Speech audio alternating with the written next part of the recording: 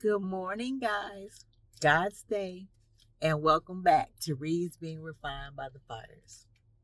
This is my May edition of Did You Know? Based on uh, another article out of my favorite devotional, Our Daily Bread. It's called Following God's Plans, and it's based on the scripture James 4:13 through 17. If it is the Lord's will, we would live and do this or that. Guys, this was inspired because this is the season that I'm in now. I'm trying to reorganize and get my desk area clean because I took some pictures yesterday and I didn't realize how bad it was until I looked back at the pictures. I have piles, literally piles, like ants. I have piles everywhere on my desk, on the cabinet, on the kitchen table, and I've started keeping some of them on the island now where we sit on the in the middle of the kitchen. And I'm trying to get rid of stuff. I don't know why. I just have this feeling that I have to keep a hold on to everything, which I know in the age that we're in, I can get all of that stuff back, at least the majority of it. But I just can't let it go. I've been asking God, please, Lord, help me. You know me. Help your child. And I made some progress again last night. He's been helping a little bit, but I need a revamp because Alex has tried to help me, and he did a real nice job when he cleaned it up. But of course, it got back to worse than what it was when he did it. And then Zon tried to help me last year, and I wasn't having it because it was like I can't get rid of that. I felt like I needed to hold on to everything, like I couldn't get it back. So, and I know that I can get it back. When I need it, God will make a way for it to come back. He's a miracle maker, a miracle worker. I'm here because of him. But for some reason, it's a disconnect. I don't relate that to how he kept me here for such a time as this. I just don't feel like I can. I guess it just comes down to trust. I'm not trusting him that I'll get it back. That's the first time I've said this out loud, but basically that's what it is. I'm not trusting him. Lord, forgive me. Please forgive me. And I wasn't taking blame. I wasn't taking responsibility for I was just trying to push it under the disability category. And everything can't fall under that because the therapist that I'm seeing now, I see her twice a month, and she's relating my desk area to an incident that happened when I was getting ready to start high school, when our house burned down and we lost everything. All we had was what we left the house with that day. Everything in the house was gone. So we had to start completely 100% over.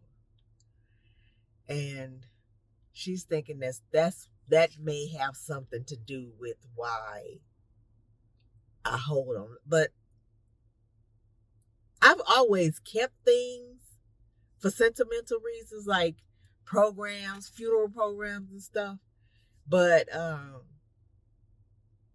since my disability, since my brain stroke back in 2005, that's a major part of my disability. I hold on to stuff that I could get back. And that's a flaw in my personality. And I've just been trying to, like I say, blame it on the brain stroke. And it's like, no, I'm just not trusting God. I say it with my mouth, but if I can't get rid of it, it's a disconnect there. I can say whatever. That's just like people can tell you whatever they want to, but their actions speak louder than their words, no matter how loud they're talking. So basically, that's where I'm at. And I don't know why I feel like that, because God has proved himself to me. I'm here because of him for such a time as this. He thought I was valuable enough to keep me, to save me, because generations of my family, all the way back to my great grandmother and her sisters, I've told you this story before, and a great uncle and a couple of cousins, they all had the exact same birth defect and died.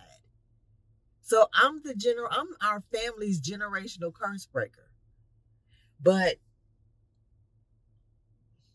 And just like God saved me then and brought me back, I'm almost 100% back to where I was before. And that's nowhere near perfect, but I wasn't nowhere near perfect before either. But I'm a lot further along than most people who've had strokes.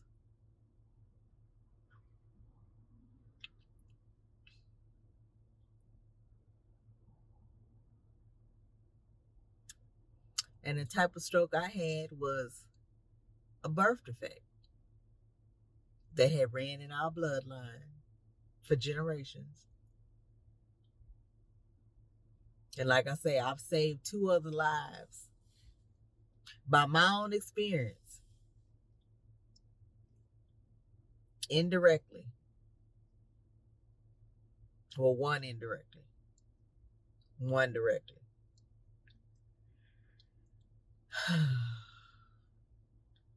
So it all comes down to obedience. But let me read Following God's Plan from the Daily Bread. Our Daily Bread. Our Daily Bread. Following God's plan. I was unable to focus on a work project because of anxiety. I was afraid that my plans for it would I was afraid that my plans for it wouldn't succeed. My anxiety came from pride.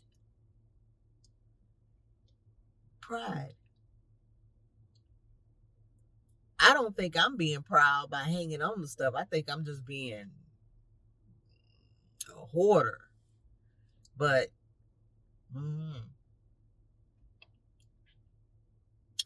I believe my timeline and plans were best.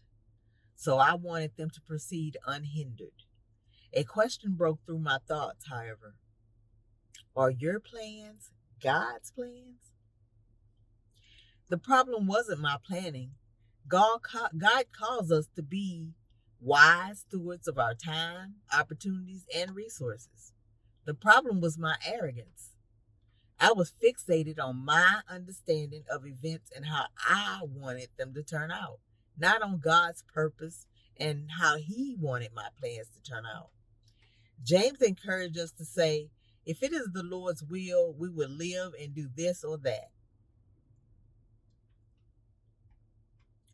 Lord, if it's your will, I will live to do this or that. We're to plan, not with a presumptuous mindset, thinking we know everything and have control over our lives, but from a position of submission to God's sovereignty and wisdom. After all, we don't even know what will happen tomorrow. In our humanness, we're helpless and weak, like a mist that appears and then vanishes. Only God has authority and power over everything in our lives. We don't. Through the scriptures and the people, resources, and circumstances he allows each day, he guides us to live in submission to his will and ways. Our plans aren't to come from following ourselves, but from following him. Lord, If it's your will, let your will be done. And I'll do this or that. But you have the ultimate say. And let those words not just come out of my mouth. Let me live. Let me be a doer of the word, not just a sayer, a speaker. When you make plans apart from God's leading, what's the outcome? What plans can you submit to his authority? And the prayer is, dear God, please help me to submit to you and let go of my plans for my life and embrace yours daily. Didn't say daily, but I added that. Because I need help, Lord. Guide me, lead me. I want to be led by you. You are my ultimate source, and let that be something that comes from my heart, not just something that I say because it sounds like the right thing to say. Let me be a doer and live by the words of my mouth. I need help. Help. Help. Lord, I need your help. Once again, that's my song. Excuse my voice, but I'm not a singer like my cousin Kathy. I'm not a professional.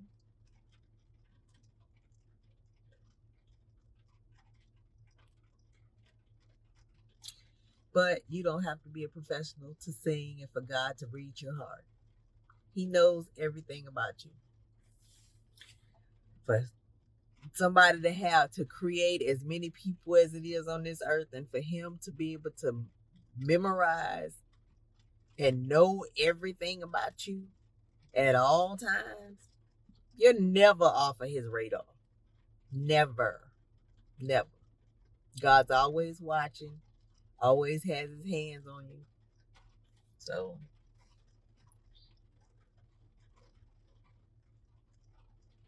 even those who aren't living their lives right. And I say that as I was thinking about like a crackhead in a crack house, or a thief, a liar, which I've never been a crackhead, but I've done drugs. I've smoked weed, and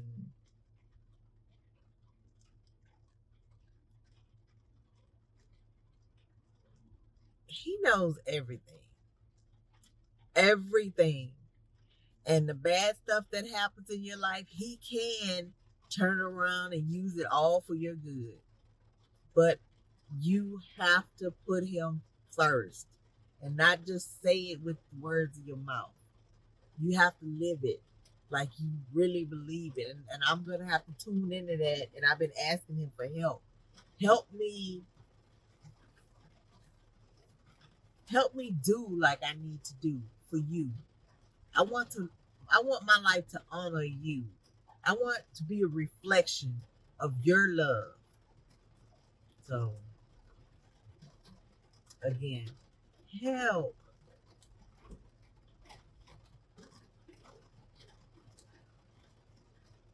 My husband's often amazed at how I can stay on point and do stuff for other people. But when it comes to him, I'm so relaxed that I don't always follow through on what I tell him or he needs me to do. And I feel bad about that because he is my person. He does a lot for me. Behind the scenes, if it wasn't for him, I wouldn't be able to do all that I do. So he feels like it's disrespect for him. And he should come first before anybody else. And I'm having trouble making that happen. Yes, he does a lot for me. Yes, he does. I wouldn't be here had it not been for him being a light sleeper. And I want God to allow me to start putting him first in my life. as far as people are concerned. God is first. God is up here, man down here.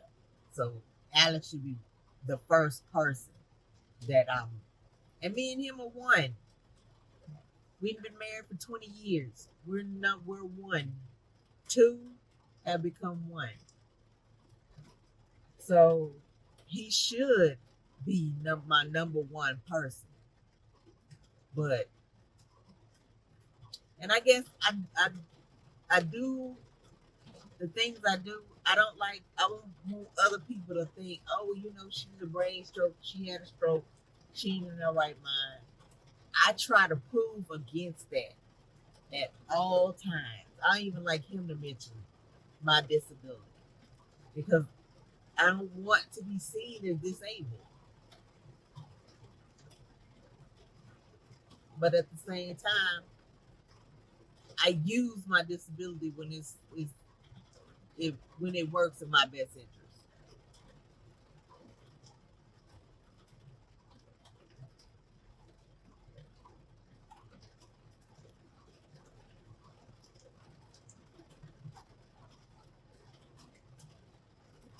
And the more that I talk,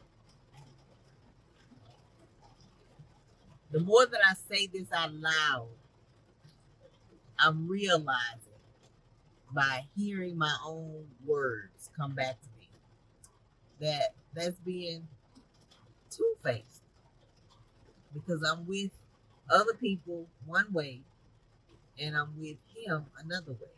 So he feels like I do more for other people than him when I should do more for him because he's the one that saved me.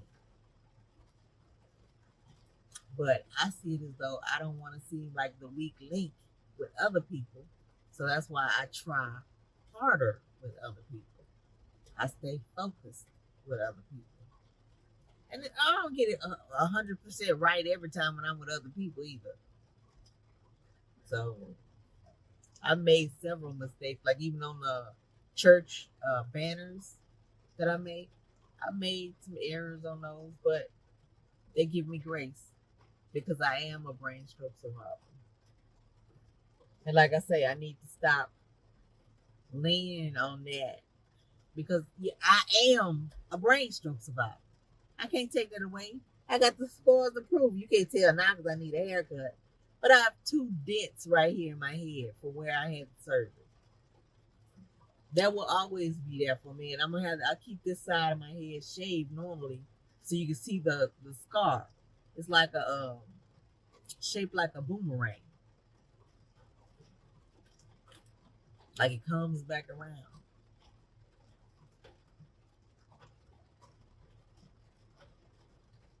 So truth be told, I am a brain stroke survivor, a brain stroke warrior. And I'm even thinking about starting a nonprofit for other brain stroke victims to start helping them out. Strategies and things that I use that help me be the me I am today, be the real I am today, to help them regain some of their independence. And everybody's different and unique. I'm a unique case, I'm a rarity. But I know that everybody's not going to be as successful in their recovery as I've been. Because, like I say, I'm driving again. I'm able to do a lot of stuff. We went to Disney World. And I was not the weak link. We walked and walked and walked. And I didn't have a nap that day. And I got tired and had to sit down and rest a little. And I had to go to the restroom a lot. But I always planned ahead. I knew that once we got in line, I wouldn't be able to go to the restroom. So usually I went to the restroom first before we went and got on a ride, in line for a ride. And it worked out okay. I didn't have any accidents. So, because I can't hold my urine like I used to. I'm sorry. Am I saying too much? Because this won't be edited out. It's the truth. Truth be told. Tell the truth, shame the devil. I'm not proud of not being able to hold my water, but look, I'm a brainstorm warrior. I do good, and I'm thankful to God for leaving me here, because I didn't deserve to be saved. He could have let me die just like he let my other people die years ago. But he saw something in me to save me for such a time as this. So who am I to question that? God don't make mistakes. He's a purposeful God. He's an intentional God. He knew what he was doing. And he has a plan for my life. I was chosen. Because obviously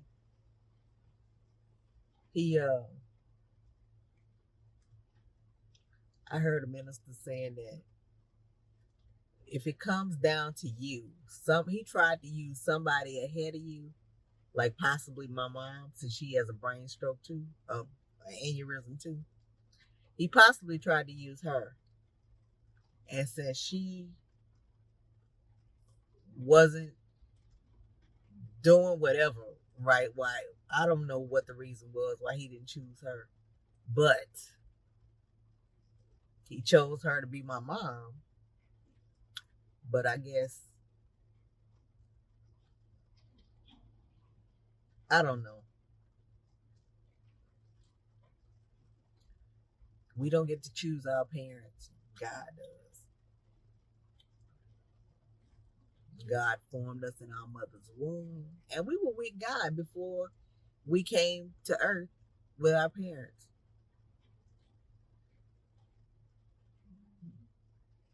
So I was not an accident. God planned this out. He knew ahead of time. He knows everything. His thoughts are not our thoughts. His ways are higher than our ways. We can't even begin to comprehend how he thinks and work things out. But it's always for our good. Always. Yep. Well, guys, so pray for me, please, that I get my desk cleared of the clutter. Because that's what it is, the clutter. Cleared of the clutter, because my husband has a hard time concentrating when he comes in, and the first thing he sees when he walks through that door is my desk and the area next to the desk and the kitchen table and the island. So help me, pray for me, for God to give me whatever I need to do, get rid of my mess. And so I can't even work on my desk anymore. It's so cluttered. And my therapist, I sent her pictures of how everything looked before I touched anything. And to show her where I started from. So we'll see how this goes, but I look forward. My next appointment is next Wednesday on the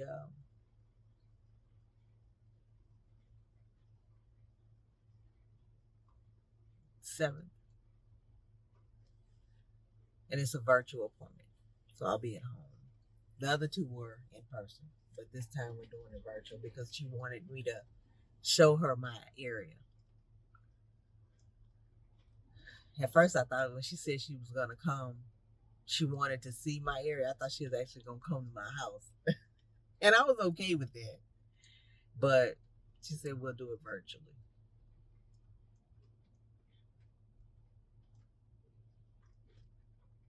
So I'm enjoying my time with her, my sessions, and I never linked. I never made the connection that me losing everything before I started high school would trigger me not being able to get rid of stuff in my desk area.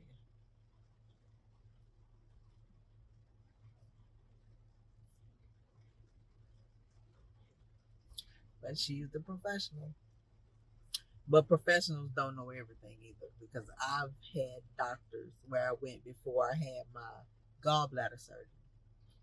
I went where I was bent over literally every morning, ironing my kids' clothes, getting them ready for school, taking them to school, bent over at the waist every morning.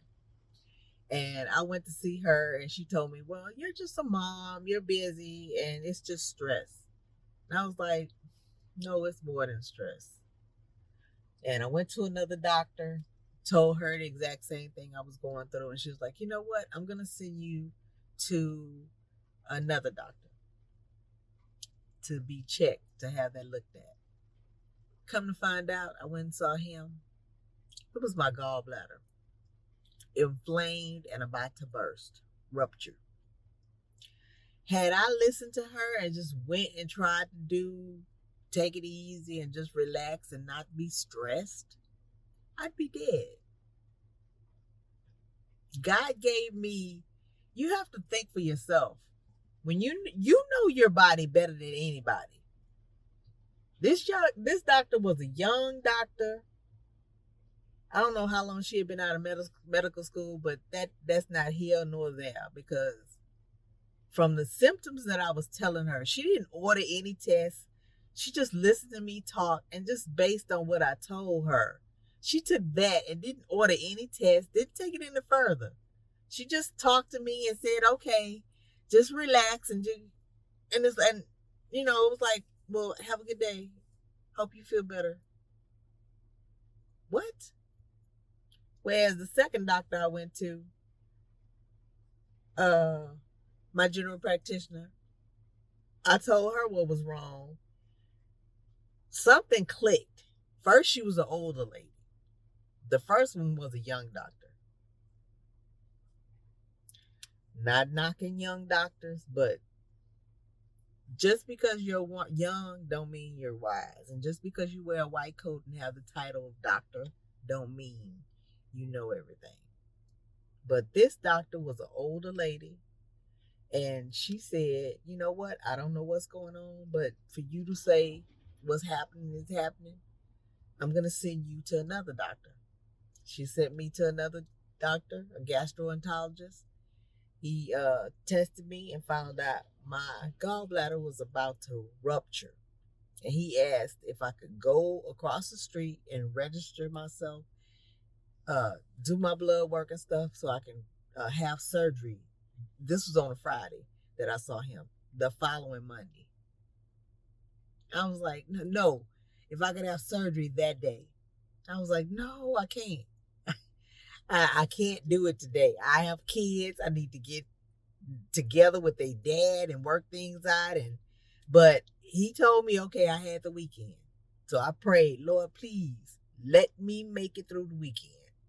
I made it through the weekend, and that early Monday morning, my husband took me to the hospital, and I had my gallbladder removed. And guys, they gave me a little medicine bottle of the stones they took out.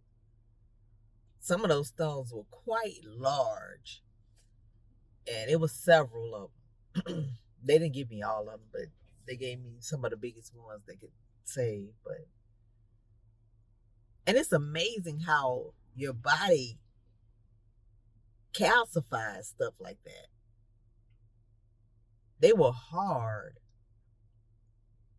I know my dad has had kidney stones before, and kidney stones is something different, because in men, when they urinate, that stone comes through there, and it's painful from what I've been told. But God has had his hand on me all my life. I'm going to come back and do a video going through categorizing the things that I've been through. My marriages, my my surgeries, my children, just different things that's happened to me that have made me who I am today. I've been through a lot. I am a warrior because time and time again things have come into my life and you think I'd be broken down and no, I haven't. Every time I'm like a phoenix. I rise back up and keep on going. I'm like the Energizer Bunny. Going and keep going and going and going. Yeah. Well, guys, like I say, please pray for me. And I look forward to doing another interview for you guys. I hope you learned something. Following God's plan. God's plan. You can make plans, but God's plan trumps everything. Everything. So I'm asking for prayer, that you pray for me. Pray that God show me, help me, give me the help that I need to get done the things that I need to get done.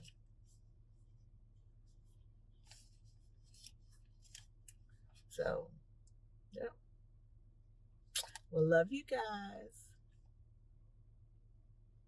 Stay blessed. Have a good day.